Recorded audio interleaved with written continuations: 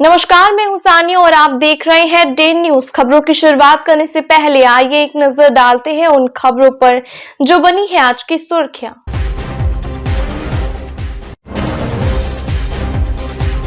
स्कूली बस से कुचलकर एक बच्चे की मौत पर भारी बवाल, घंटों आवागमन बाधित, लाठी चलने के बाद शांत हुआ माहौल।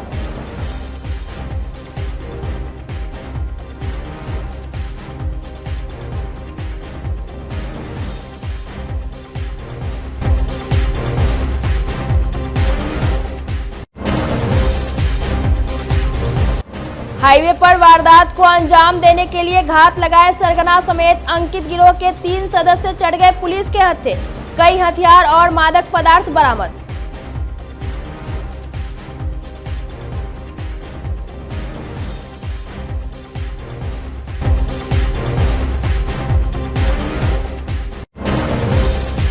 और उपराष्ट्रपति का मिमिक्री करना और उसका वीडियो बनाना राहुल गांधी और तृणमूल कांग्रेस पर पड़ रहा है भारी। लगातार की जा रही है राहुल गांधी का पुतला दहन।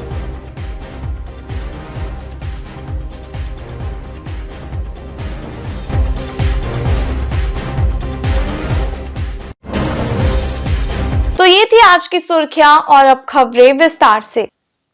मुजफ्फरपुर में बेकाबू स्कूल बस ने एक पहली क्लास के छात्र को रौंद दिया। घटना से परिवार में कोहराम मच गया।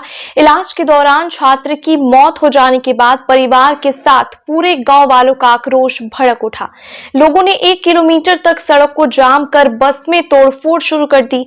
ग्रामीणों ने जमकर बवाल मचाया। थोड़ी देर के लिए पूरा इलाका रण क्षेत्र में तब्दील रहा और भगदड़ मची रही। नगर थाना क्षेत्र के लकड़ीडाई माई स्थान के पास गुरुवार की दोपहर 3 बजे माउंट लिट्रेला ट्री स्कूल का बच्चों से भरा स्कूल बस अनियंत्रित होकर एक छात्र को कुचल दिया। मौके पर ही उसकी मौत हो गई। घटना के बाद बस ड्राइवर गाड़ी लेकर भागने लगा। स्थानीय लोगों ने खदेड़कर पक्की सराय में पकड़ लिया। लकड़ीडाई निवासी मोहम्मद शहाबुद्दीन का 5 वर्षीय पुत्र अरशद उर्फ मुस्लिम बाबू की मौत के बाद इलाके के लोग आग बबूला हो गए और पक्की सराय बनारस बैंक चौक रोड पर शव रखकर यातायात बाधित कर दिया। बस में तोड़फोड़ करने के साथ ड्राइवर की जमकर पिटाई कर दी गई। इधर बवाल की सूचना पर नगर थानेदार विजय सिंह के साथ भारी संख्या में पुलिस फोर्स मौके पर पहुंची। लगभग 3 घंटे तक सड़क पर जमे लोगों को पुलिस ने समझाने का प्रयास किया, लेकिन वे लोग पुलिस से ही उलझ गए। पुलिस ने भी झड़प हो गई। महिलाओं ने पुलिस की वर्दी भी फाड़ने की कोशिश की। भीड़ बेकाबू होने के बाद पुलिस ने लाठीचार्ज कर दिया। इसके बाद से हंगामा कर रहे लोगों को पुलिस ने दौड़ा कर पीटा। पुलिस ने शव को कब्जे में लेकर पोस्टमार्टम के लिए मेडिकल भेजा। इधर घटना के बाद से मृत बच्चे की मां रानी खातून और पिता अरशद का रो कर बुरा हाल है। पुलिस ने बस को जब्त कर ड्राइवर को गिरफ्तार कर लिया है।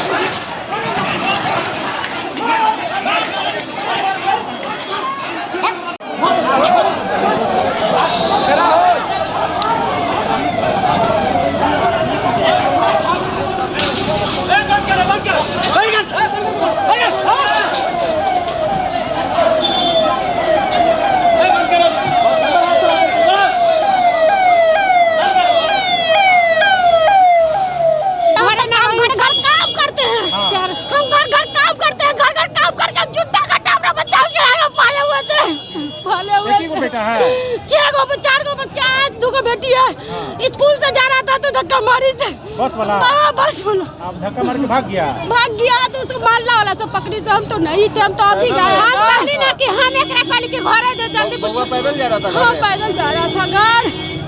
नाम क्या था बउआ का? बउआ के नाम तो ऐसे छोटू सब कर रहा है, ऐसे मुस्लिम बाबू है। मुस्लिम बाबू की अरशद है मगर मुस्लिम बाबू उसका पापा नाम रखे हुए हैं। सब मोहल्ला में इसको पढ़ता था कि नहीं? पढ़िए के स्कूल से जा रहा था बच्चा, पहला क्लास में सरकारी में से जा रहा था दमकल में से। उम्र कितना है? उम्र 5 साल का है। 5 साल का। क्या हुआ जी? 1:30 बजे की स्कूल वाहन गुजरा लकड़ीडाई के माई स्थान से। तो टर्निंग है वहाँ पे गाड़ी घुमाया, हॉर्न भी नहीं मारा, ना ये रुका, वहाँ पे डायरेक्ट बच्चा को धक्का मारा और गाड़ी चलाते हुए चला गया। जी वहाँ पे बच्चा रोड क्रॉस कर रहा था, इसको रोकना चाहिए था धक्का मारने के बाद, लेकिन रोका नहीं, चलाते हुए चल गया और जेल चौक पे दाएं बाएं करके ये भाग रहा था। तो हम लोग इसको ओवरटेक करके खालदा हॉस्पिटल के पास पकड़े इसको। पक्की तरह जी अच्छा, तो क्या मांग करें रोड जाम कर? बस यही है कि परिजन, जो बच्चा का परिजन है उसको मुआवजा मिलना चाहिए और इंसाफ मिलना चाहिए। और इससे क्या, बहुत छोटा बच्चा है जी 8-9 साल का बच्चा है। ड्राइवर कहाँ है? ड्राइवर गाड़ी में बैठा हुआ है। बस पकड़ लिए आप लोग? जी हम लोग खालदा हॉस्पिटल के पास ओवरटेक करके टोटो से इसको रोके। कार्रवाई चाह रहा है जी लोकल में जिस तरह हम लोगों के लिए हेलमेट जरूरी है, उस तरह लोकल में आपको बस चलेगी। इंसान का जान चला जाए उसका कोई फिक्र नहीं है। अभी तक 1:30 बजे एक्सीडेंट हुआ, अभी तक उसका ऑनर क्यों नहीं आया? प्रशासन आकर के क्या कर रही है? इस पे कार्रवाई होनी चाहिए ना। क्या मांग है? हम लोग कहा बच्चा है, उसके फैमिली वाले को जो है उसका जो मांग है उसको मुआवजा दीजिए और इंसाफ कीजिए। बस को रोक लगाइए। यहाँ पुलिस का लापरवाही है। जेल की गाड़ी ऐसी जाती है कि लगता है उसके बाप की सड़क है। कोई भी आता है ऐसा उड़ाता है, ऐसा हॉर्न मारता है, उसके लिए सिंगल नहीं है। और एक हाथ में स्टीयरिंग, एक हाथ में डंडा लिए रहता है। ऐसा डंडा दिखाता है कि लगता है कि उसके बाप की सड़क पे हम लोग चल रहे हैं। मजिस्ट्रेट का गाड़ी लेके जा रहा है, ऐसा डंडा दिखा के जाता है। क्या नाम हुआ? इस चीज के लिए हम लोग को था कि बस पे रोक लगाइए। भीड़ भाड़ वाले इलाका में? हाँ, लोकल इलाका है ये। जो जिस जगह पे अभी एक्सीडेंट हुई है ये लोकल इलाका है। इसमें आप छोटे गाड़ी इस्तेमाल कराइए, उसमें आप बस आखिर क्यों हुआ? कोई इस पे कोई ये नहीं है। मोहम्मद अशरफ का एक्सीडेंट हो गया था, उसी में कुछ लोग यहाँ जाम कर दिए थे पक्की सराय के पास। समझा बुझा के जाम हटा दिया गया है। आगे की कार्रवाई बस जब कर लिया गया, ड्राइवर को भी पकड़ लिया गया है। आगे की कार्रवाई पूरी हाँ पोस्टमार्टम के लिए भेज दिया गया। पथराव भी किया गया? नहीं, ऐसी कोई बात नहीं है। मुजफ्फरपुर पुलिस ने हथियार और स्मैक के साथ 3 कुख्यात अपराधी को गिरफ्तार किया है। ये सभी हाईवे पर राहगीरों के साथ लूटपाट करते थे। गायघाट थानेदार मोनू कुमार को सूचना मिली कि मुजफ्फरपुर दरभंगा NH 57 बरुआ ओपी के पास सरगना अंकित अपने 2 गुर्गों के साथ एक बड़ी घटना को अंजाम देने के लिए पहुंचा है। पुलिस ने घेराबंदी कर तीनों को दबोच लिया। तीनों की पहचान गायघाट के अंकित उर्फ आदित्य कुमार, प्रिंस कुमार और गौरव उर्फ छोटन के रूप में हुई है। अंकित उर्फ आदित्य टॉप 10 अपराधी के लिस्ट में शामिल है। वे अपने नाम से अंकित गिरोह चलाता है। पुलिस उन सभी के पास से 2 लोडेड देसी कट्टा, 1 देसी पिस्तौल, 1 चाकू, 1 खोखा, 20 पुड़िया स्मैक और 2 मोटरसाइकिल बरामद किया है। इस संबंध में एडिशनल SP पूर्वी सरियार अख्तर ने बताया कि अंकित पर आधा दर्जन से ज्यादा आपराधिक मामले दर्ज है। वे काफी दिनों से पुलिस की पकड़ से फरार चल रहा था। कल दिनांक 20/12/23 को गायघाट थाना अंतर्गत NH 57 बेरुआ OP के पास थानाध्यक्ष गायघाट मोनू कुमार को सूचना प्राप्त हुई कि कुछ अपराधी वहां पे खड़े हैं, किसी आपराधिक घटना को अंजाम देने के लिए हैं। ये अपने अन्य पदाधिकारी और थाने की टीम के साथ NH 57 बेरुआ OP के पास पहुँचे तो वो 2 मोटरसाइकिल पे 3 अपराधी थे, जिनको वहाँ पे तलाशी ली गई। तो तीनों के पास से, एक के पास से देसी पिस्टल, 2 के पास से देसी कट्टा, 2 लोडेड था, 1 लोडेड नहीं था, और 1 खोखा, 1 चाकू और 20 पुड़िया जो है स्मैक जैसा चीज़ बरामद किया गया।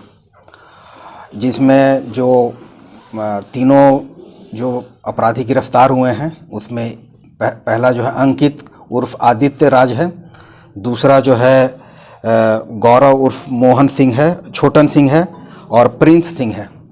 इसमें अंकित उर्फ आदित्य राज जो है ये गायघाट के टॉप 10 की सूची में भी शामिल रहा है और इन सभी का आपराधिक इतिहास रहा है और ये किसी घटना को अंजाम देने के लिए खड़े थे, उससे पहले ही पुलिस ने उन्हें धर दबोचा।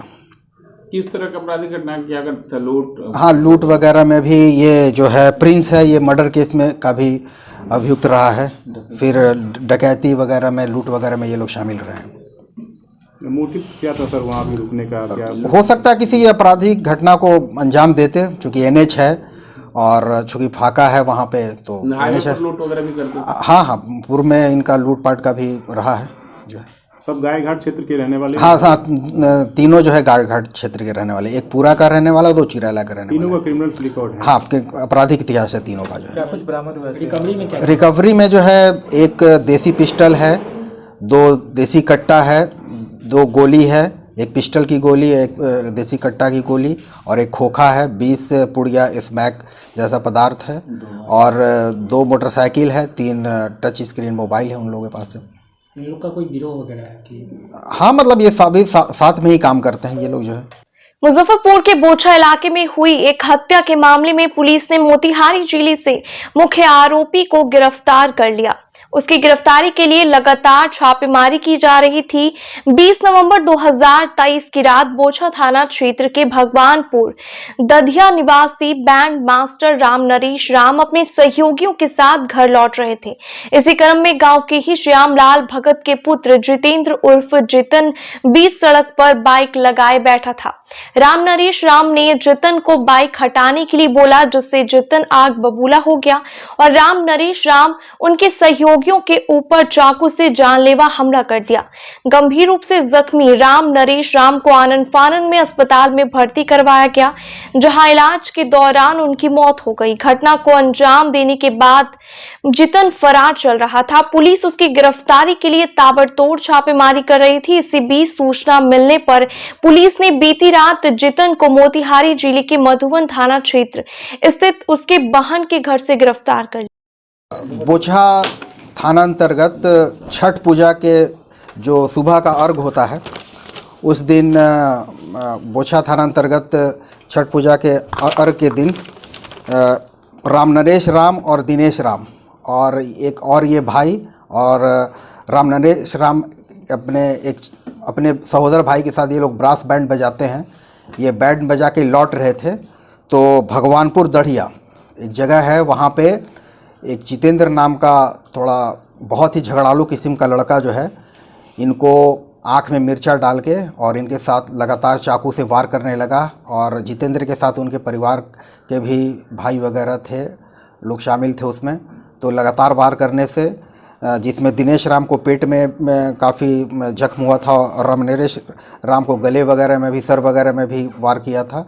तो शाम में राम नरेश राम की मृत्यु हो गई थी। इस संबंध में बोचा में 530-23 हत्या का कांड दर्ज किया गया था और इसके बाद लगातार छापेमारी हो रही थी। कल रात्रि में मोतिहारी के मधुबन थाना क्षेत्र से जितेंद्र कुमार को जिसने चाकूबाजी की थी उसे गिरफ्तार कर लिया गया। किस कारण से घटना को अंजाम दिया था?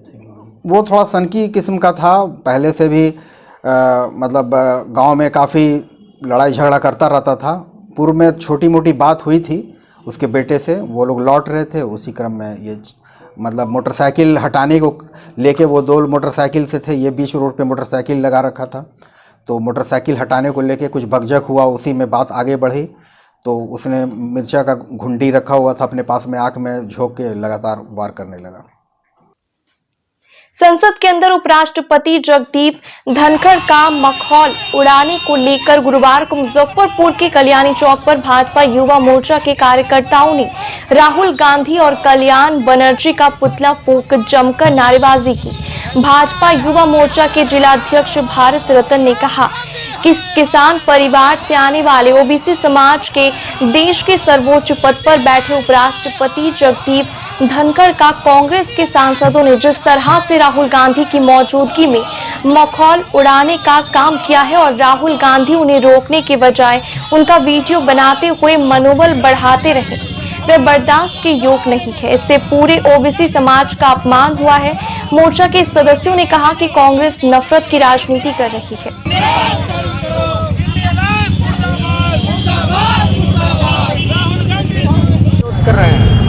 देखिए, एक किसान परिवार के और ओबीसी वर्ग से आने वाले भारत के सर्वोच्च पद पर बैठे देश के आदरणीय उपराष्ट्रपति श्री जगदीप धनखड़ जी का जिस तरह से कांग्रेस के सांसदों ने अपमान किया है और उनका जो मिमिक्री करने का वो कोशिश कर रहे हैं, ये कहीं से भी बर्दाश्त के लायक नहीं है।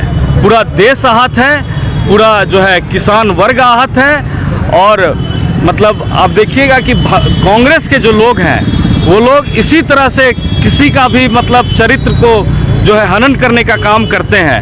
वो लोग ये नहीं समझ पा रहे हैं कि आज के तारीख में उनका खुद ही मतलब मजाक के पात्र बन के रह गए हैं। पूरे देश से अब देखिएगा उनका बोरिया बिस्तर समझते ही जा रहा है, फिर भी वो जो है अपमान जो है करना छोड़ नहीं रहे हैं। चाहे किसी का भी है वो अपमान करने में सबसे आगे हैं। बस अपमान की राजनीति वो कर रहे हैं, जो कि पूरी देश की जनता देख रही है। और इसी के विरोध में आज हम सब युवा मोर्चा के साथी इकट्ठा हुए हैं और राहुल गांधी का और ये कल्याण बनर्जी का दोनों का पुतला दहन कार्यक्रम किया गया।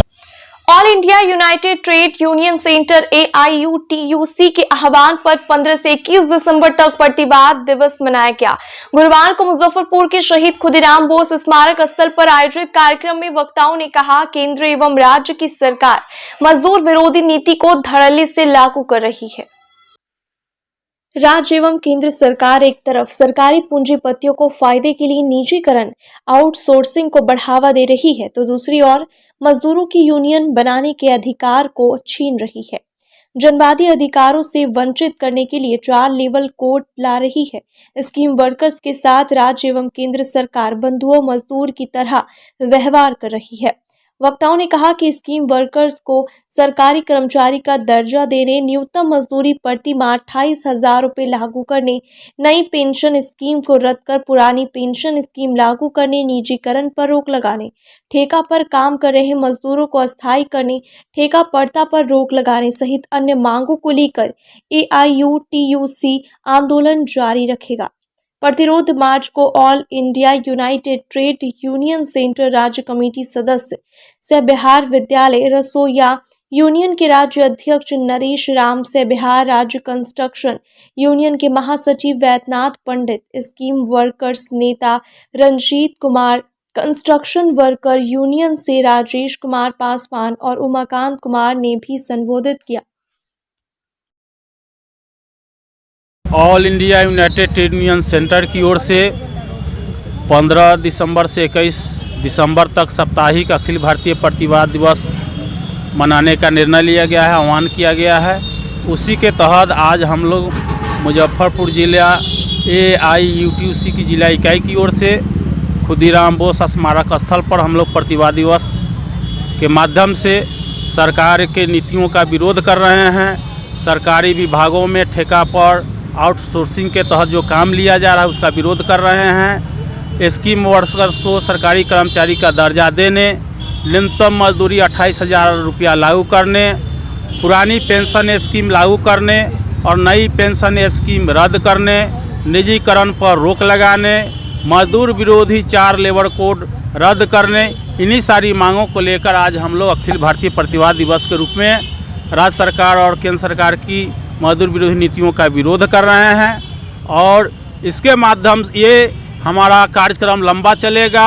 आज के पूरे देश भर में प्रतिवाद दिवस मनाया जा रहा है और 10 जनवरी को पूरा जिला मुख्यालय पर प्रदर्शन के माध्यम से केंद्र सरकार को हम लोग अपना मांग पत्र, स्मारक पत्र भेजेंगे और फरवरी में 10 फरवरी को पूरा अखिल भारतीय स्तर पर प्रतिवाद दिवस मनाया जाएगा। उसी के तहत आज हम लोग ये कार्यक्रम कर रहे हैं और आपके चैनल के माध्यम से सरकार को आगाह करना चाहते हैं कि आज के आसमान छूती महंगाई के दौर में मध्याह्न भोजन को रसोइया को महज 1650 रुपये, आशा को अभी मानदेय जो सरकार राज्य सरकार घोषणा की है अभी तक लागू नहीं किया है, और आंगनवाड़ी पर किस तरह से लाठीचार्ज हो रहा है, और शिक्षकों को जो न्याय संगत अधिकार था यूनियन बनाने का उससे भी वंचित किया जा रहा है।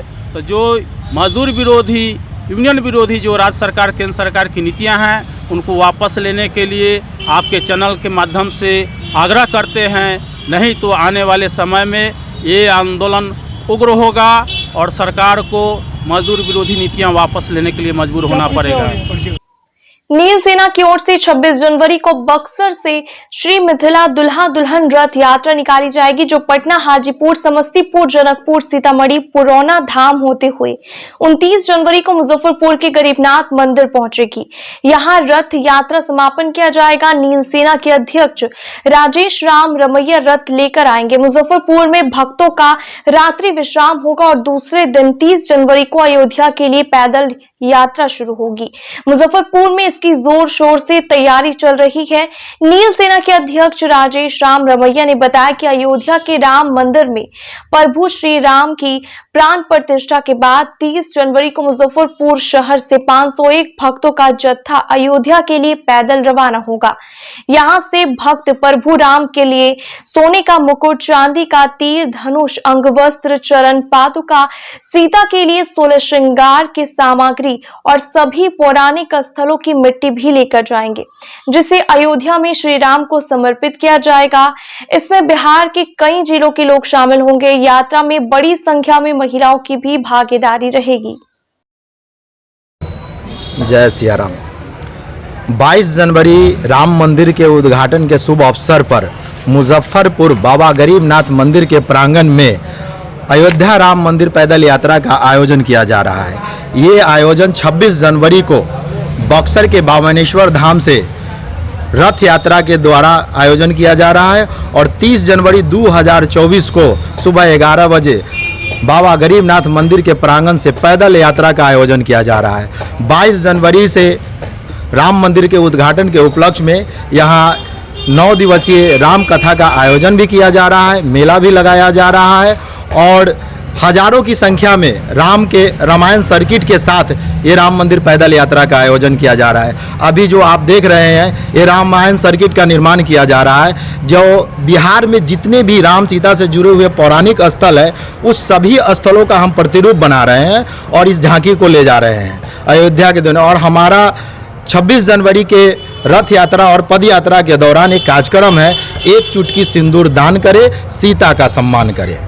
एक चुटकी सिंदूर दान करे, सीता का सम्मान करे। हम सभी शहर वासियों से अनुरोध करते हैं और बिहार वासियों से अनुरोध करते हैं कि ज़्यादा से ज़्यादा इस यात्रा में जुड़कर इस यात्रा को सफल बनाएं और इस यात्रा से जुड़िए। हमारे नील सेना के अध्यक्ष रमैया जी का कंसेप्ट है कि जो यहाँ से मुजफ्फरपुर से श्री राम जानकी मंदिर जो उद्घाटन हो रहा है उसको दर्शन करने के लिए यहाँ से पैदल यात्रा हम लोग जाएं और इस पुनीत कार्य में मैं भी जुड़ा हूँ, तन मन धन से मैं सहयोग कर रहा हूँ और ये इतना बढ़िया पुनीत कार्य है। इसमें मैं शहर वासियों से हाथ जो अपील करूँगा कि कृपया आप इसमें बढ़ चढ़ कर हिस्सा लें और अयोध्या जाने का जो पैदल यात्रा है ये बहुत ही पुनीत कार्य, इसमें सहयोग करें।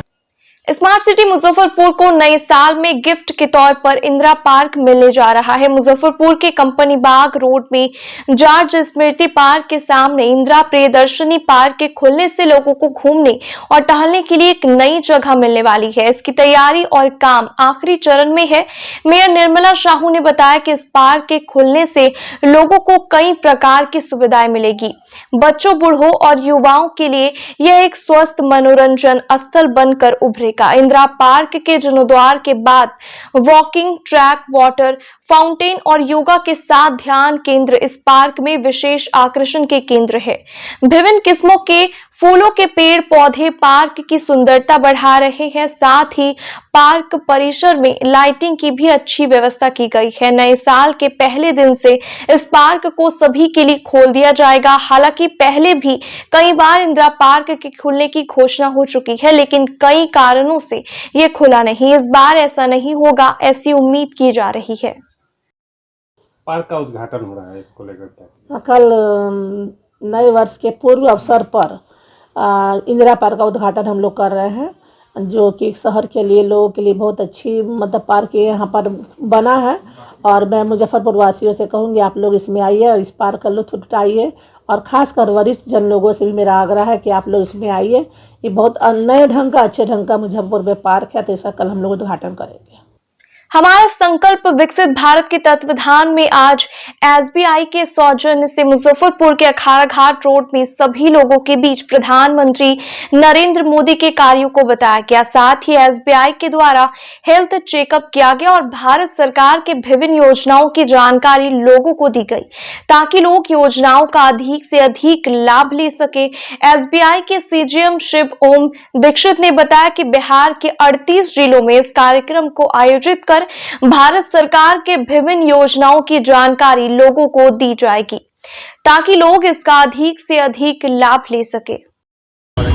ये भारतीय स्टेट बैंक के द्वारा विकसित भारत संकल्प यात्रा के तत्वाधान में ये मुजफ्फरपुर में ये जो कैंप स्थापित किया गया है, आप जैसे सभी जानते हैं कि इसमें भारत सरकार द्वारा प्रायोजित स्कीम्स जो जनता को विभिन्न डिपार्टमेंट के माध्यम से दी जाती हैं उनके बारे में प्रदर्शन करना, उनके बारे में जानकारियां देनी है ताकि हमारा जो आम जनता है उसमें ज़्यादा से ज़्यादा उसमें अपने उसको ले सके, यूज़ कर सके और अपनी भागीदारी उस पर रखी जा सके। जैसे इसमें बैंक के लिए आपने जैसे देखा जो भारत सरकार की विभिन्न योजनाएँ हैं, लोन से रिलेटेड योजनाएँ हैं, जो बीमा से रिलेटेड योजनाएँ हैं, उसके बारे में हम यहाँ पे आम जनता को बता रहे हैं और उनको प्रेरित कर रहे हैं कि न केवल वो भारतीय स्टेट बैंक से या किसी दूसरे बैंकों से वो ऋण की सुविधा प्राप्त कर सकते हैं। वो जहाँ पीएम स्वनिधि है, पीएम मुद्रा योजना है, प्रधानमंत्री रोजगार योजना है, या और साथ ही साथ वो हमारे पास जो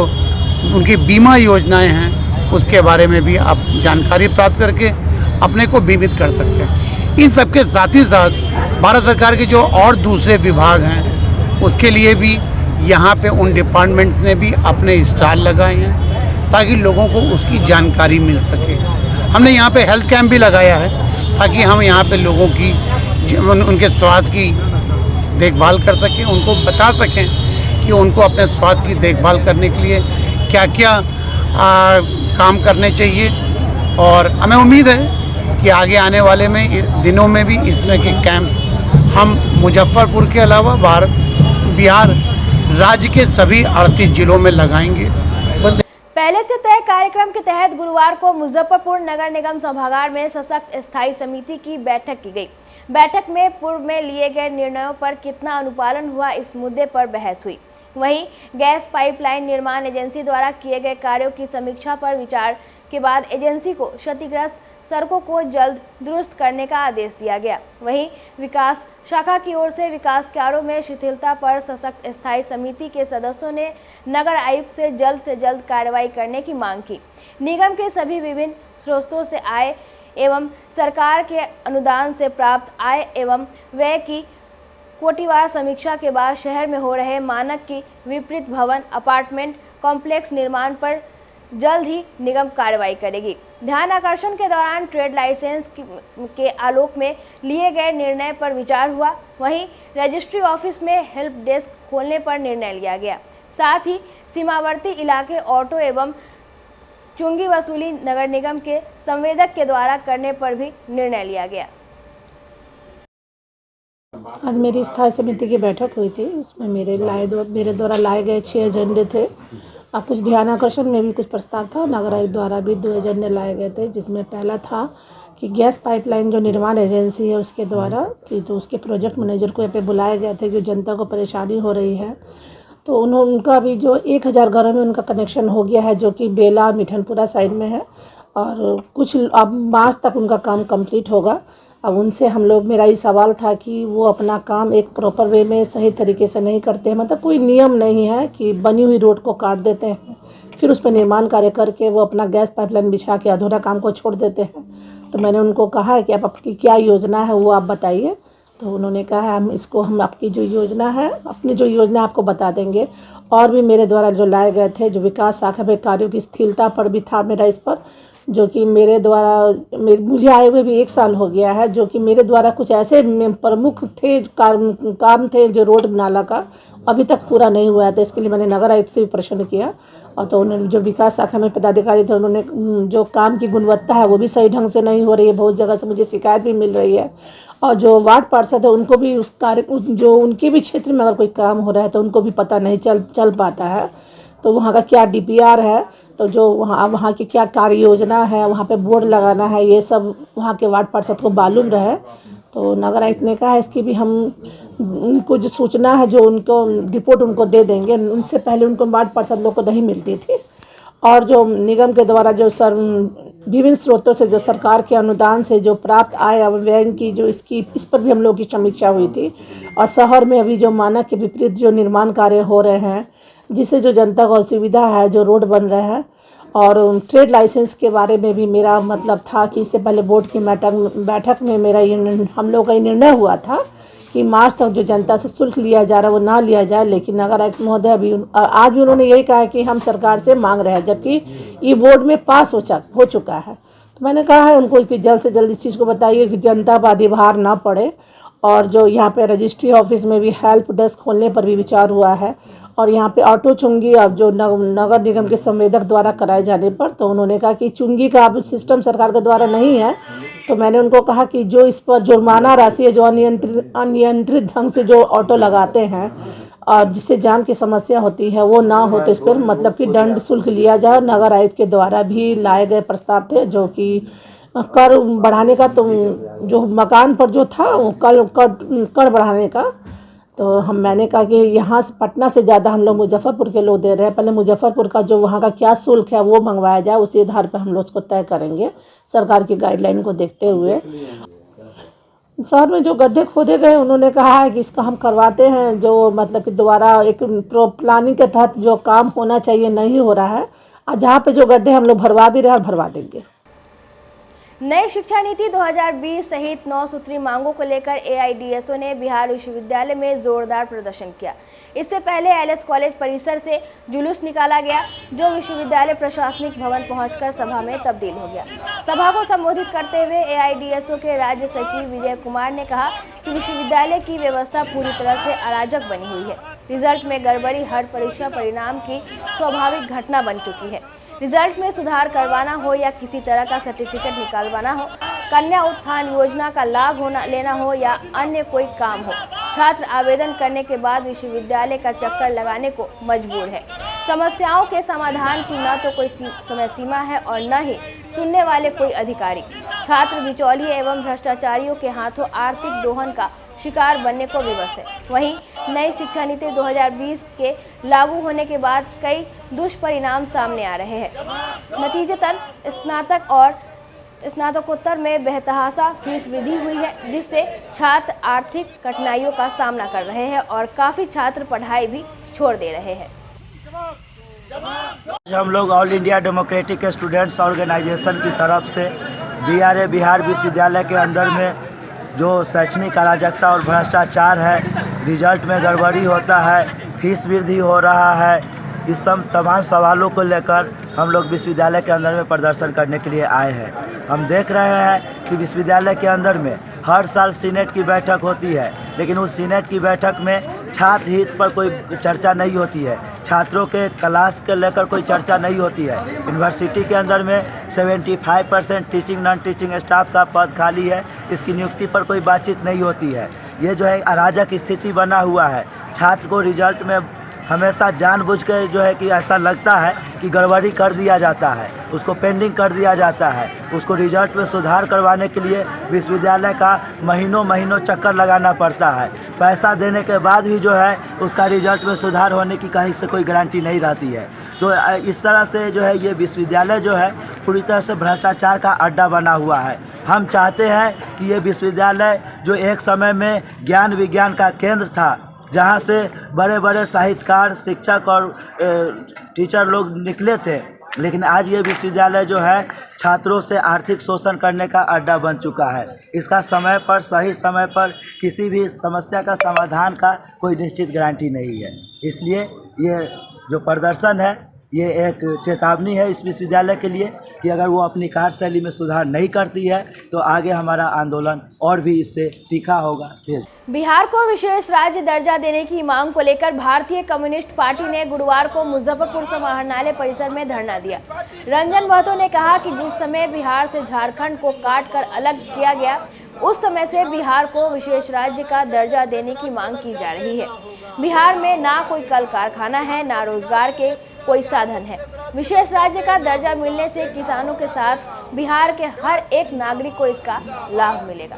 इनकलाब जिंदाबाद, जिंदाबाद, जिंदाबाद, भारतीय कम्युनिस्ट पार्टी जिंदाबाद, जिंदाबाद, जिंदाबाद, भारतीय कम्युनिस्ट। आज भारतीय कम्युनिस्ट पार्टी बिहार राज्य परिषद के आह्वान पर बिहार के सभी प्रखंडों और जिला समाहर्ता कार्यालय के समक्ष से धरना प्रदर्शन के माध्यम से भारत सरकार से विशेष राज्य की दर्जा देने की मांग के साथ हम लोग आज यहाँ बैठे हैं। भारतीय कम्युनिस्ट पार्टी विशेष राज्य की दर्जा वर्षों से मांग रही है, खास कर करके जब बिहार का झारखंड का बंटवारा हुआ और बंटवारे के बाद बिहार में कुछ नहीं बचा, उसी वक्त से ही भारतीय कम्युनिस्ट पार्टी केंद्र की सरकार से विशेष राज्य की मांग करता रहा। चूँकि बिहार के अंदर जो स्थिति है वह स्थिति ये है जो है कि बिहार के जो भूखंड है वो तो काफ़ी मात्रा में देश के 8.8% के रूप में है, जिसकी आबादी लगभग 14 करोड़ की है, लेकिन उनके पास से कोई ऐसा व्यवस्था नहीं है जिससे कि बिहार का कोई विकास हो सके। उद्योग धंधे भी यहाँ कोई नहीं है, जिस उद्योग धंधे के लिए बिहार के लोगों को बाहर जाना पड़ता है। हर साल बिहार में बाढ़ और सुखाड़ होता है, बाढ़ और सुखाड़ से जूझना पड़ता है। ऐसे स्थिति में बिहार और भी दिन प्रतिदिन जो है कि वो कंगाली की ओर बढ़ता जा रहा है। इसलिए भारतीय कम्युनिस्ट पार्टी की समझ है कि केंद्र सरकार बिहार को एक विशेष राज्य के दर्जा दे, जिससे बिहार की विकास हो सके। बिहार में अपार संभावनाएं हैं, बहुत सारे कल कारखाने बैठने की, यहाँ मजदूरों की भी कोई समस्याएं नहीं है। यहाँ इतने तादाद में मजदूर बेरोजगार हैं कि यहाँ वह मजदूर भी उसमें काम करेंगे, और जब कल कारखाने लगेंगे और मजदूर जब उसमें काम करेंगे तो निश्चित तौर पर उनकी खुशहाली आएगी। फिर जो आज स्थिति ये है कि शिक्षा का जो स्थिति है, जो स्कूल हैं, स्कूल में बैठने की जगह नहीं है, वहाँ पेयजल नहीं है, वहाँ शौचालय नहीं है, तो इन सारे चीज़ों के लिए पैसे की ज़रूरत पड़ती है, और उस पैसे की संसाधन जुटाने की बिहार के पास कोई ऐसी रास्ता नहीं दिख रहा है, जिसके कारण आज भारतीय कम्युनिस्ट पार्टी ही नहीं बल्कि बीजेपी की छोड़ करके वैसे तमाम राजनीतिक पार्टियां, खास करके बिहार की महागठबंधन, वह इस मांग को लेकर करके आगे रणनीति बना रही है। हो सकता है एक संयुक्त आंदोलन भी हो सके, लेकिन हमारी पार्टी चूँकि पूर्व से ही इसका मांग करता रहा है और आज हमने इसका शुरुआत किया है, और इसके लिए हम आगे भी मजबूती से ये धरना प्रदर्शन हो, चाहे और भी जो तरीके होते हैं लोकतांत्रिक पद्धति में, उस तरीके से हम इस विशेष राज्य की दर्जा पाने के लिए संघर्ष करेंगे। वर्तमान समय में आयकर रिटर्न फाइलिंग की जहां अनिवार्यता बढ़ रही है, वहीं जीएसटी का दायरा भी व्यापक होता जा रहा है। ऐसे में भारी संख्या में अकाउंटिंग प्रोफेशनल्स की आवश्यकता उत्पन्न हो रही है, जो अकाउंटिंग स्किल में दक्ष होंगे। इसी को ध्यान में रखते हुए e learning platform tax for wealth ने अकाउंटिंग स्किल्स के बेहतर विकास के लिए एक विशेष ट्रेनिंग कार्यक्रम की रूपरेखा तैयार की है। देश के प्रख्यात सीए ने अपने कार्यानुभव के आधार पर एक ट्रेनिंग पाठ्यक्रम को तैयार किया है। टैक्स फॉर वेल्थ के सीए हिमांशु कुमार ने बताया कि अकाउंटिंग क्षेत्र में प्रैक्टिकल्स ट्रेनिंग से ही कुशलता आती है, इसलिए अकाउंटिंग क्षेत्र में बेहतर करियर की आशा रखने वाले युवाओं को टैक्स फॉर वेल्थ के ट्रेनिंग पाठ्यक्रम में शामिल होना चाहिए। इससे जॉब तो आसानी से मिलेगा ही, स्वरोजगार भी संभव है। टैक्स फॉर वेल्थ मुजफ्फरपुर और उत्तर बिहार में अतिशीघ्र शाखा खोलने जा रहा है। मौके पर टैक्स फॉर वेल्थ के director Jatin Yadav, zonal head Shekhar Kumar, Advait Madhukar, centre manager Manish Kumar और स्टेट हेड दिनेश कुमार पांडे उपस्थित रहे। देखिए, टैक्स फॉर वेल्थ कंपनी है जो हमारी, ठीक है, वो स्टैब्लिश है 2020 की, ठीक है। अभी हम बिहार में 1.5 साल से अपना कोर्स रन कर रहे हैं, CCA certified corporate accountant course. इस कोर्स में हम GST, income tax, tally, company law practically सिखा रहे हैं, पढ़ा नहीं रहे हैं, बच्चों को स्किल्ड कर रहे हैं। स्किल्ड करके उनको प्रॉपर 6 मंथ्स की इंटर्नशिप देके जॉब प्लेसमेंट करा रहे हैं, ठीक है, किसी भी CA फर्म या MNC कंपनीज में, ठीक है। उनको स्किल्ड करके जो भी बारीकियां हैं अकाउंटिंग की वो सारी सिखा के एक अच्छी जगह प्लेस्ड करके उनको एक बेहतर कल की तरफ आकर्षित कर रहे हैं। और जो सिखाने वाले हैं वो सारे चार्टेड अकाउंटेंट हैं, जो अपनी फील्ड में 15 से 20 साल का एक्सपीरियंस है उन लोगों को। कि जो आपको जीएसटी कराएंगे वो प्रवीण शर्मा सर हैं, जिनको 15 साल अपना जीएसटी करें। गेस्ट फैकल्टी के तौर पे उन्होंने कम से कम 300 से 400 ज़्यादा से ज़्यादा सेमिनार ले रखे हैं, ठीक है। और इनकम टैक्स के हमारे खुद चार्टेड अकाउंटेंट हिमांशु सर हैं, जो कंपनी के सीईओ हैं, ठीक है। तो सारी फैकल्टी हमारे पास एक्सपीरियंसड है। कोई ऐसी फैकल्टी नहीं है कि जिनको नहीं, मतलब होता है ना नॉर्मली कि कोचिंग खोल लिए हैं, कुछ मतलब एक्सपीरियंस नहीं है, पर ऐसा हमारे साथ कुछ भी नहीं है। यहाँ सारी फैकल्टी आपको वेल एक्सपीरियंस मिलेगी, जिनको सारी बारीकियाँ पता है कि क्या क्या अकाउंट्स में होता है, क्या क्या नहीं है। देखिए आज के टाइम में मेन प्रॉब्लम क्या है? अनएम्प्लॉयमेंट, बेरोजगारी, ठीक है।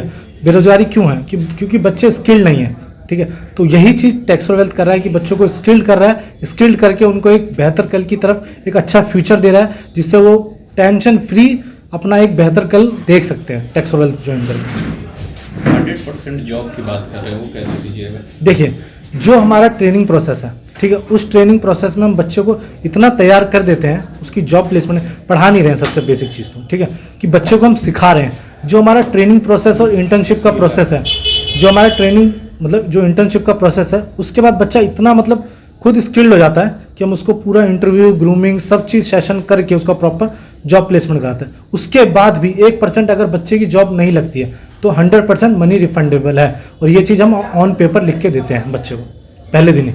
जो बच्चा कोर्स करना हाँ, जो बच्चा कोर्स करना चाहता है, जो जुड़ेंगे कैसे, जो कहाँ पे है? देखिए ये अभी हमारा सेंटर ओपन होने वाला है, मुजफ्फरपुर में ओपन हो चुका है, इनॉग्रेशन जल्दी होगा इसका, ठीक है। तो आप लोग आइए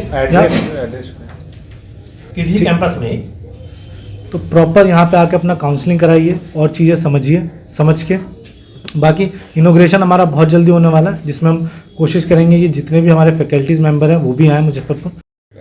ये टैक्स फॉर वेल्थ जो स्किल ट्रेनिंग की ऑर्गेनाइजेशन है, कंप्यूटर, ये खास करके जो कॉमर्स के स्टूडेंट हैं उनके लिए मुजफ्फरपुर में एक नीड है कि ऐसा कोर्स हो जहाँ की स्किल ट्रेनिंग लेके बच्चे जॉब कर सकें।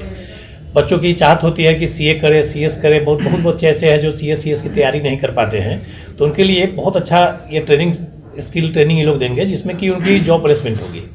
और ये मिठनपुरा में ग्रैंड मॉल के सामने जो किडजी स्कूल है, उसी कैंपस में इसके जो हंसराज कॉम्प्लेक्स है, उसमें इसका ऑफिस, काउंसलिंग और एडमिशन ऑफिस है, और जो ट्रेनिंग सेंटर है इसी के फर्स्ट फ्लोर पे इसका ट्रेनिंग सेंटर रहेगा, जिसमें जब ज़रूरत पड़ेगी, जब बच्चों को ट्रेनिंग की, तो जो सर ने जैसा कमिटमेंट किया है कि जो एक्सपीरियंस और ट्रेन फैकल्टी हैं, इनके जो मोस्ट एक्सपीरियंस सीए लोग हैं वो आके सिखाएंगे। और इस बेसिक चीज़ क्या है कि ये हम लोग के का जो समाज है उसमें जो युवा वर्ग है उसके लिए बेसिक नीड है उसका रोज़गार। कि अगर वो पढ़ लिख लिया लेकिन उसके पास रोजगार के अवसर बहुत नहीं है, बैंकिंग, एसएससी, रेलवे की तैयारी में लगा हुआ है और नहीं होने पर वो हतोत्साह हो जाता है। तो इसमें अभी एक बेनिफिट क्या है कि कॉमर्स का जो फील्ड का बच्चा है वो चाहे तो उसके लिए एम्पल स्पेस है। यहाँ नहीं, कस्बा से लेके शहर और हर डिजिटल युग में, खास करके अभी जो डिजिटल क्रांति आई है उसमें अकाउंटिंग बहुत इंपॉर्टेंट पार्ट हो गया है। गांव में लोग इनकम टैक्स रिटर्न भरते हैं और हर जगह टैक्स भरने वालों की जीएसटी, आप एक छोटा सा भी दुकान करते हैं आपको सामान बिना जीएसटी के नहीं मिलता है। तो जीएसटी कैलकुलेट करने के लिए, सब चीज़ के लिए आपको मैन पावर की ज़रूरत है, जो अभी हमारे पास बहुत कम है इंडिया में।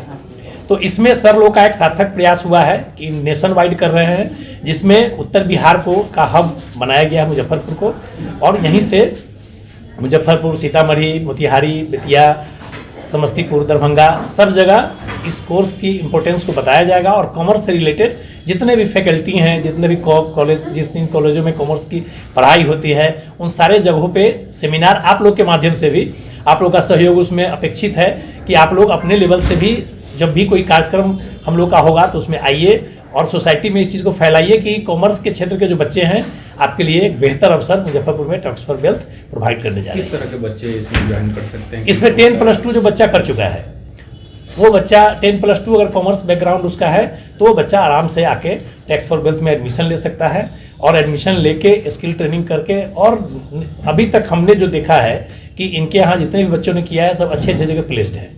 इसमें किस तरह के बच्चे, जो मीडियम क्लास हो या ये मीडियम क्लास के बच्चे, ये लोअर मिडिल क्लास के बच्चे, किसी को परेशानी नहीं है। अगर किसी को परेशानी है कहीं से, लगता है इसका फ़ी बहुत एफोर्डेबल रखा है सर लोगों ने, फ़ी के बारे में हमारे दिनेश सर बता देंगे कि फ़ी बहुत एफोर्डेबल रखा गया है, और 3 महीना ट्रेनिंग ये लोग चार्टर्ड अकाउंटेंट के साथ देते हैं।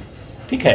तो आपको एक अच्छे ऑर्गेनाइजेशन में, जैसे आपने कहीं से पढ़ाई अच्छे जगह से किया, फिर आपकी ट्रेनिंग भी अच्छे जगह से हो रही है, तो आपका इन्वेस्टमेंट वो बिलो 1 लाख है, जो फ़ी है बिलो 1 लाख है, और उसमें जो चीज़ लोग प्रोवाइड कर रहे हैं उतना तो 6 महीने 3-4 महीने की सैलरी में उसका निकल जाएगा जब उसको प्लेसमेंट होगा। और प्लेसमेंट 100% होगा, ये तय है, उसमें कहीं कोई इब्बट नहीं है, क्योंकि ये लोग प्लेन पे मैंने एकदम कमिटमेंट करते हैं पेन पेपर पे कि इफ़ कोई आदमी बच्चा नहीं किसी कारण से उसको प्लेसमेंट हो सका, ठीक है, तो उसका पैसा वापस कर देते हैं। काउंसलिंग कब से शुरू होगा? काउंसलिंग सेशन स्टार्ट है, इसका प्रॉपर इनॉग्रेशन 15 जनवरी के बाद होगा, जिसमें जो हमारे शहर के प्रतिष्ठित कॉलेज, जहाँ कहीं भी जो भी कॉलेजेज हैं, सबके प्रतिनिधि और जो सोसाइटी के जो हमारे लीडिंग लोग हैं एजुकेशन फील्ड के, सब लोगों की उपस्थिति रहेगी। आप जो हमारे मीडिया बंधु हैं, आपका सहयोग तो रहता ही है, और आप लोग को भी आना है इसमें। और इसका एक ग्रैंड ओपनिंग हम लोग करेंगे, जिसमें कि दिल्ली से इनकी पूरी टीम रहेगी। मुजफ्फरपुर के साहेबगंज बाजार केशव चौक के पास गुरुवार को संगठन को मजबूत करने को लेकर लोक जनशक्ति पार्टी रामविलास के प्रखंड इकाई की बैठक हुई। लोगों को संबोधित करते हुए पार्टी के जिला अध्यक्ष चुलबुल शाही ने कहा कि जिन लोगों ने पार्टी को धोखा दिया है, उन लोगों के लिए पार्टी में कोई जगह नहीं है। उन्होंने कहा कि वैशाली से इस बार दल के ही नेता आएंगे और मुस्तैदी से उन्हें जिताना है। जिला उपाध्यक्ष काशीनाथ झा ने कहा कि जंगल राज को खत्म करने का काम हमारे पार्टी के संस्थापक रामविलास पासवान ने किया था। अभी के जंगल राज को राष्ट्रीय अध्यक्ष चिराग पासवान ही खत्म करेंगे। वहीं जिला प्रभारी संजय कुमार सिंह ने बिहार फर्स्ट बिहारी फर्स्ट को विस्तार रूप से बताया। उन्होंने कहा कि बिहार के सीएम नीतीश कुमार ने बिहारियों को और मुश्किल में डाल दिया है। कार्यक्रम की अध्यक्षता प्रखंड अध्यक्ष सहेंद्र पासवान ने की, तो संचालन जिला प्रवक्ता इंजीनियर जितेंद्र पासवान ने किया। मौके पर महिला प्रकोष्ठ प्रखंड अध्यक्ष लवली रंजना, जहूर आलम, पिंटू तिवारी, अमजद अली खान, शिव रतन दास, संजय पासवान सहित कई अन्य नेता उपस्थित रहे।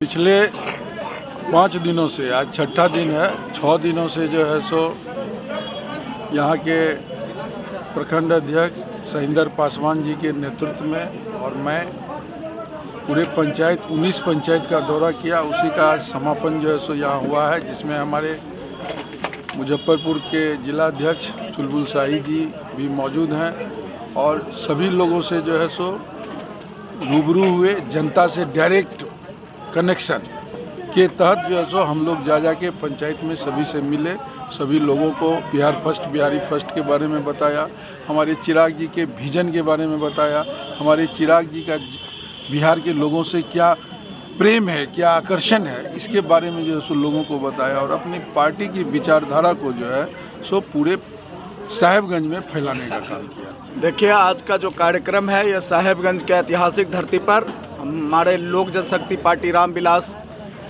के सभी सम्मानित जो हमारे यहाँ के कार्यकर्ता हैं, वो प्रखंड अध्यक्ष सहेंद्र पासवान जी के नेतृत्व में यह बैठक किया गया। इस बैठक में समीक्षात्मक बैठक था। इसमें हमारे पार्टी की ओर से जो काम किया गया है इस प्रखंड में विभिन्न पंचायत में पंचायत अध्यक्ष का निर्माण करना या फिर बूथ कमेटी का जो निर्माण हुआ है, आज उसी का हम लोग समीक्षा कर रहे हैं। साथ ही आपको बता दें कि आने वाले समय में लोजपा रामविलास वैशाली लोकसभा में अपने संगठन को इस कदर मजबूत कर रहा है कि जब चुनाव का वक्त आएगा उस समय हमारी पार्टी यहाँ से कैसे जीत सुनिश्चित करेगी, उसको लेकर हमारा एक ही मिशन है कि बूथ जीतेंगे तभी जाकर हम चुनाव जीतेंगे। और इसी कार्यक्रम को लेकर हम लोग यहाँ पूरे साहेबगंज में निरंतर 5 दिनों से कार्यक्रम करते हुए आज 6ठे दिन इस कार्यक्रम का समापन किए हैं। वैशाली लोकसभा क्षेत्र से आप ही के पार्टी के उम्मीदवार को टिकट? देखिए, वैशाली तो हमारा परंपरागत सीट है और हम पॉलिटिकल पार्टी हैं, तो हमारी तो ये अपेक्षा है कि हम लोग वैशाली लड़ें। और चूंकि गठबंधन की राजनीति है तो ये तय करना हमारे आदरणीय राष्ट्रीय अध्यक्ष चिराग पासवान जी का काम है। लेकिन एक पार्टी के सिपाही के नाते और जिलाध्यक्ष होने के नाते मेरा तो ये स्वप्न है कि पुनः हम लोग वैशाली लड़ें और वैशाली में हमारा उम्मीदवार पुनः लोजपा रामविलास का झंडा मजबूत करे, इस पर हम लोग काम करें। हम लोग लगातार 6 दिन से 5 दिन कार्यक्रम में 19 पंचायत में कार्यक्रम किए। हर पंचायत में 4 पॉइंट रखे थे 19 पंचायत के भ्रमण कर आज नगर परिषद साहेबगंज में प्रसार पदाधिकारी संजय कुमार सिंह जी, हमारे जिला ऊर्जवान हमारे बड़े भाई जिला अध्यक्ष चुलबुल शाही जी के नेतृत्व में कार्यक्रम हम लोग कर रहे हैं। आज कार्यक्रम को लेकर सारी लोग चिराग पासवान जी के हाथों को मजबूत करने चले हैं। इसी के नेतृत्व में हम लोग कार्यक्रम आगे बढ़ा रहे हैं। जो अभी संजय जिलाध्यक्ष जी आए हैं, जो दिशा निर्देश देंगे, संगठन को और विस्तार देना है, तो विस्तृत रूप से हम लोग आगे के धरधार हम लोग काम करेंगे। जो भी आदेश आता है हम इनके नेतृत्व में, जिलाध्यक्ष के नेतृत्व में हम लोग काम करते हैं। ऐसे प्रतिदिन आप जानते हैं अमन जी, पार्टी के लिए हम लोग समर्पित है। साहेबगंज में इनरदेव चौक के बगल में हमारा जो कार्यालय है, प्रतिदिन हम लोग वहाँ विचार विमर्श करते हैं। इसी को लेकर हम लोग पार्टी के आगे बढ़ा रहे हैं। हम चाह रहे हैं कि लोकसभा आदरणीय चिराग पासवान जी वैशाली की सीट ले, ये तभी हमारा। मुजफ्फरपुर के महाचंद्र प्रसाद सिंह बीएड कॉलेज में एनसीटीईसी के आदेशानुसार नई चेतना के तहत लैंगिक असमानता पर नुक्कड़ नाटक प्रस्तुत किया गया। नाटक का मुख्य बिंदु लड़के लड़की और ट्रांसजेंडर को एक प्लेटफॉर्म पर लाना है। प्रस्तुतिकरण श्वेता, चंचल, सुमन, आकाश राजा, रूबी, प्रतिभा, मानसी पूजा द्वारा वरीय अध्यापिका डॉक्टर ऋतु प्रभा के नेतृत्व में किया गया। इस अवसर पर कॉलेज के सभी शिक्षक, शिक्षिका एवं कार्यालय कर्मी उपस्थित रहे। प्राचार्य नूतन कुमारी ने बताया कि समाज में जो लिंग आधारित विसंगतियां हैं, इसके लिए हम सभी जिम्मेदार हैं। लड़कियों को संस्कार बताते हैं, लड़के को क्यों नहीं। घर नहीं आए, लेट हो गया, 10 बज गए रात को। आ जाऊंगी, थोड़ा लेट होगा। जल्दी आना बेटा, चिंता लगी है।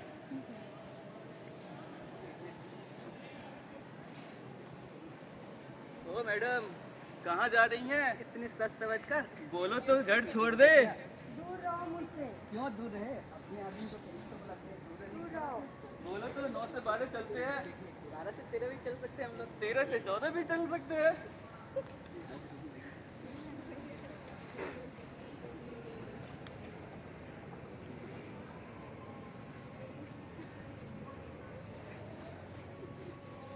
क्यों घर की इज्जत सिर्फ बेटियों को ही संभालनी पड़ती है? हमें अपने लड़कों को भी संस्कार देना चाहिए, तभी हमारी घर की इज्जत बचेगी।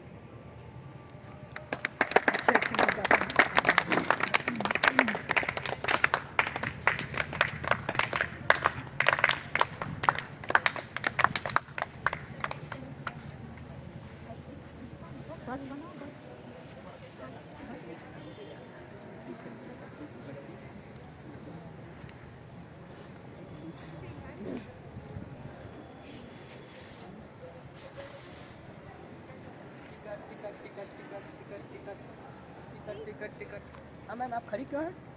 बस में सीट ही नहीं, कहाँ बैठी है? मैडम आप यहाँ बैठ जाइए, मैं खड़ा हो जाता हूँ।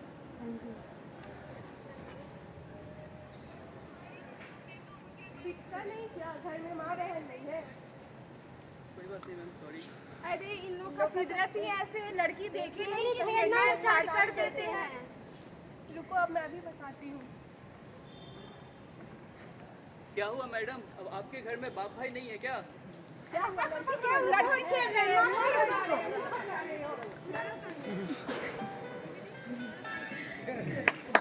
क्या हर बार लड़कों की गलती होती है? क्या हर बार लड़के ही गलत होते हैं? गलती लड़कियों की भी हो सकती है, मगर दोष हर बार हम लड़कों को ही दिया जाता है।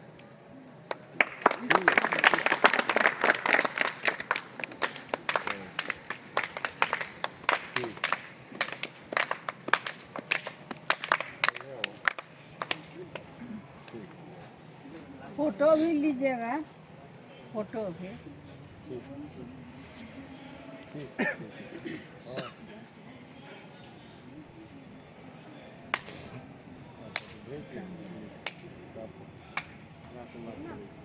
कब तक मांग के अपना घर चलाती रहोगी? कुछ काम धाम करो ताकि समाज में भी तुम्हें इज्जत मिले और तुम एक अच्छी लाइफ जी सको।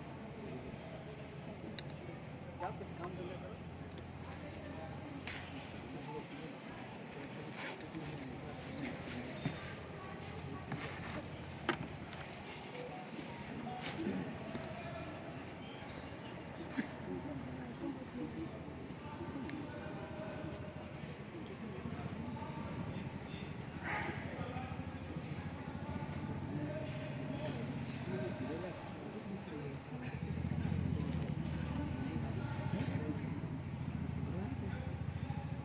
नॉक नॉक, मैं गई मैम? Yes coming. मैम मेरा रिज्यूमे। कहाँ से यूनिवर्सिटी की पढ़ाई बिहार की है आप? University ma'am. ठीक है, बताइए भारत की राजधानी कहाँ है? सॉरी मैम नहीं पता। ठीक है, आप बाहर चल जाते हैं।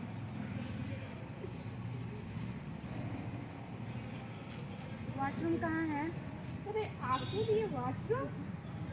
यहाँ तो सिर्फ पुरुष और महिला है। आप में से कोई नहीं हो, आपके लिए वॉशरूम कहाँ से होगी? Next. May I come in? Yes coming. ये यहाँ पे पैसे दे दो, पैसे के लिए आई होगी।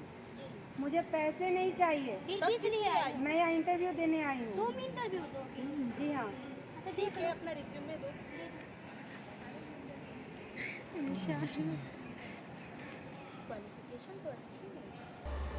गुरुवार को मुजफ्फरपुर के मरवन जिला परिषद सदस्य आसिफ इकबाल ने बिजली विभाग के सहयोग से कांटी विधानसभा के हरचंदा गांव में बिजली की समस्याओं के समाधान के लिए शिविर लगाया। आसिफ इकबाल ने बताया कि यह शिविर पिछले 7-8 महीने से 20 या 21 तारीख को अलग अलग पंचायतों में लग रहा है और आगे भी लगता रहेगा। आसिफ इकबाल ने कहा कि अगर बिहार के लोगों का एक बार ब्याज माफ़ कर दिया जाए तो सभी लोग बिल भी जमा कर देंगे, जिससे सरकार के खाते में अच्छी खासी रकम भी आ जाएगी। शिविर में जेई सुजीत कुमार, समिति सदस्य राजेश भारती, सरपंच मनोज कुमार, वार्ड सदस्य मोहम्मद आफ्ताब, कुदातुल्ला, जाफिर सहित कई अन्य लोग मौजूद रहे। बिजली की समस्या को लेकर समाधान के लिए हर महीने के 20-21 तारीख को हर पंचायत में अलग अलग गांव में सदन से पास करवाया गया है कि कैंप लगाना है और कैंप लगाकर बिजली के अधिकारी आते हैं, हम खुद साथ में बैठते हैं और उसका समाधान के लिए आवेदन लेते हैं, समाधान किया जाता है। ये पिछले 8-10 महीने से हो रहा है। किन प्रकार की समस्या यहाँ पे आ रही है ज़्यादातर? यहाँ पर देखा जाता है तो बिजली का जो रेट है देखा जाए तो किसी को कनेक्शन लिए हुए 6 महीना हुआ है और बिल आ जाता है करीब 1.5 लाख का, किसी को कनेक्शन लिए हुए 4 साल हुआ है बिल आ जाता है 3 लाख का।